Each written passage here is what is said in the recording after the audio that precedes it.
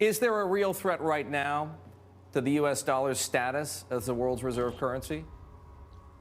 Yes, there is a threat. It's an evolutionary type of process. Well, replacing the dollar as the world's reserve currency, we've heard a lot of talk about it, and now the International Monetary Fund is weighing in. John Lipsky is the first deputy managing director of the IMF. He joins us now. Let's talk about first what you're proposing here. It's very complex. You're talking about using special drawing rights to replace the dollar. The proposal is two things. One, to increase over time the role of the SDR and the amount of SDR-denominated securities in circulation. And secondly, to see about expanding that currency basket, possibly including other currencies in the special drawing right. Let me ask one last question, if I could, just following up a little bit on IMF reports. Recent reports have suggested the possibility of using special drawing rights, SDRs, to replace the U.S. dollar as the world's reserve currency. Many economists believe that this would be disastrous for the dollar and for the American economy. In your opinion, what effect would this change have on the value of the dollar, the overall United States economy, and our position as a global economic leader? And let me just say clearly, there is no risk. I want to talk just real briefly about SDRs, which is a currency that the IMF would issue. Do you think it would be possible for them to do that with any credibility without it being backed by something like gold? Well, they're certainly going to try. I think in the end it'll fail. It's a very good question, Lauren, but I think they'll try. I think this is the preferred solution of the elites, what I call the Davos crowd, the power elite, the central bankers, the finance ministers, the treasury officials, people at the IMF, et cetera. The easiest way to think about it, the Fed has a printing press, they can print dollars. The ECB, European Central Bank, has a printing press, they can print euros. Well, the IMF has a printing press, too. They can print these SDRs, so it's just another form of printing money. It's completely unaccountable. I mean, who elected the IMF? But the thing is, the next time there's an acute phase of the financial crisis, something like the Lehman moment in 2008, it's going to be bigger than the Fed. The Fed took their balance sheet from $800 billion to $3 trillion to fight off the crisis in 08. What are they going to do, go to $9 trillion? That's not credible. But what they will do is print these SDRs.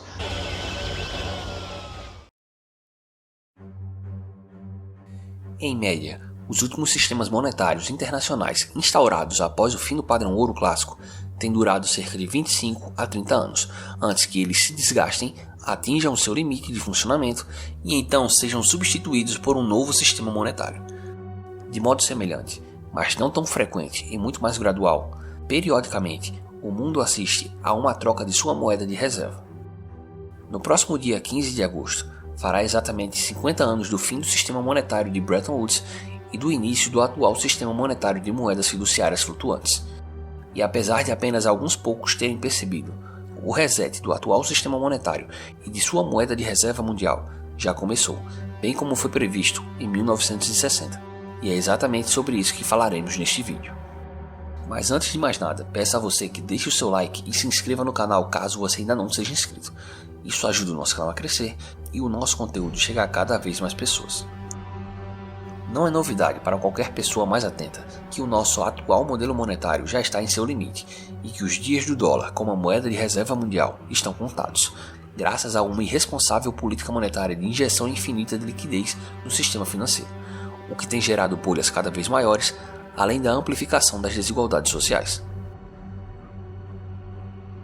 Muito tem se falado sobre um acúmulo intenso de dívidas impagáveis, o surgimento e a adoção das CBDCs e um potencial colapso da moeda americana nos próximos anos. Mas e se eu te dissesse que tudo isso já havia sido previsto em 1960? Para poder entender melhor como chegamos até aqui, é importante que a gente faça um breve resumo do que aconteceu no mundo depois do fim do padrão ouro clássico.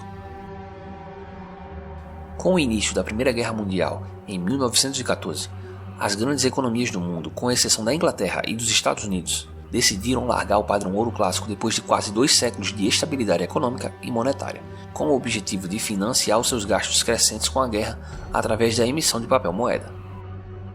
O Reino Unido preferiu se manter no padrão ouro e financiar os seus gastos pegando o ouro emprestado dos americanos, que não se envolveram no conflito até 1917, pouco antes do fim da guerra, o que lhe permitiu permanecer com a sua moeda atrelada ao metal amarelo.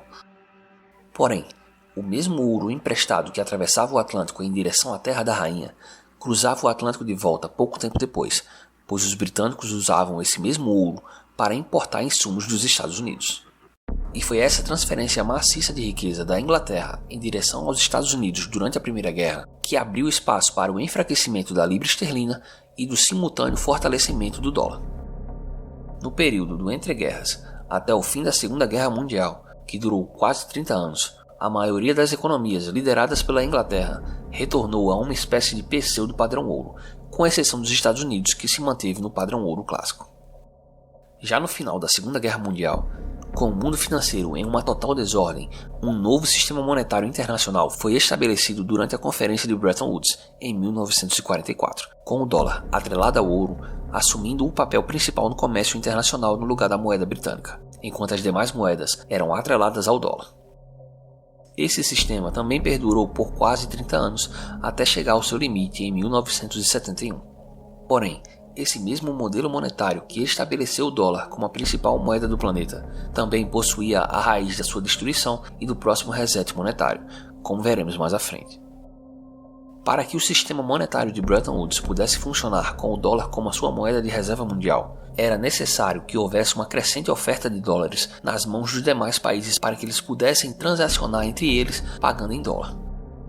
Como cada banco central emite apenas a sua própria moeda, a única forma de prover essa oferta abundante da moeda americana ao redor do mundo seria através do comércio internacional, com os Estados Unidos comprando bens e serviços mundo afora, o que consequentemente geraria déficits comerciais enormes, o que por sua vez inevitavelmente quebraria a confiança no dólar e posteriormente em todo o sistema. Foi observando esse dilema entre deixar o mundo sem dólares e quebrar o governo americano que durante a década de 60 o economista belga Robert Triefling percebeu que o sistema monetário de Bretton Woods era insustentável, no que mais tarde ficou conhecido como o dilema de Triefling. Após o início do sistema de Bretton Woods, os Estados Unidos recorreram à impressão de moeda para fornecer dólares ao resto do mundo enquanto comprava bens e serviços dos demais países do globo. Porém, com cada vez mais dólares em suas reservas, a França do então presidente Charles de Gaulle, que ficou famoso por usar a expressão privilégio exorbitante para descrever o poder que os Estados Unidos possuem de emitir a moeda de reserva mundial, decidiu pedir ao Fed a conversão de suas reservas de dólares, chegando a enviar navios da marinha francesa através do Atlântico para resgatar o seu ouro. O exemplo francês foi seguido por vários outros países. Em menos de 10 anos, as reservas de ouro do Banco Central Americano desabaram de 20 mil para apenas 9 mil toneladas. Foi nesse contexto em que o dilema de Triefling se tornou uma ameaça real que em 1969 o Fundo Monetário Internacional, instituição multilateral criada na mesma conferência de Bretton Woods que estabeleceu o dólar como a principal moeda do sistema financeiro, criou a sua moeda, o SDR, sigla para Direitos Especiais de Saque em português, com o objetivo inicial de substituir o dólar como a moeda de reserva mundial. Porém, ao ver suas reservas de ouro desabando, o presidente americano Richard Nixon, em 15 de agosto de 1971, resolveu acabar com o último resquício do que restara do padrão ouro, quando suspendeu definitivamente a convertibilidade do dólar no metal amarelo. Após o colapso desse sistema, o SDR foi então relegado a um papel de menor importância no sistema financeiro. Com o fim definitivo do padrão ouro em 1971, ocorreu uma explosão de preços no mundo inteiro, o que só foi corrigido com um aumento vertiginoso das taxas de juros já no final da década de 70. De lá para cá, estamos há 40 anos inflando uma bolha de títulos da dívida gigantesca, que está dando sinais cada vez mais claros que estamos chegando no seu limite. De modo semelhante, o status de moeda de reserva mundial não dura para sempre. Ao longo dos últimos séculos, a média de permanência de uma moeda nessa posição foi de aproximadamente 100 anos. Entretanto, essa substituição não acontece repentinamente, assim como a substituição da libra pelo dólar não aconteceu do dia para a noite. Esse foi um processo gradual que começou em 1914 e durou décadas até a Conferência de Bretton Woods em 1944. Mas, se como afirmei no início, o processo de decadência do dólar, bem como a sua substituição como a moeda mundial já começou, então qual é a moeda que está tomando seu lugar? Em vídeos anteriores aqui do canal, expliquei o que de fato é o SDR e demonstrei como há pelo menos 12 anos existe um apelo muito forte e cada vez maior vindo de instituições multilaterais como a ONU e o próprio FMI, de alguns países como a China e a Rússia, além de personalidades políticas e financeiras como o Prêmio Nobel de Economia Joseph Stiglitz e o mega investidor George Soros, de que o SDR seja adotado como a próxima moeda de reserva mundial.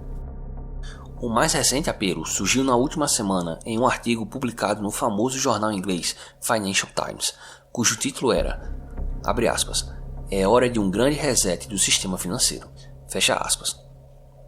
Entre outras coisas como o grande reset, o cancelamento ou o jubileu das dívidas soberanas e críticas ao atual modelo monetário, o texto faz um apelo para que as principais economias do mundo elaborem o que ele chama de uma nova ordem monetária internacional.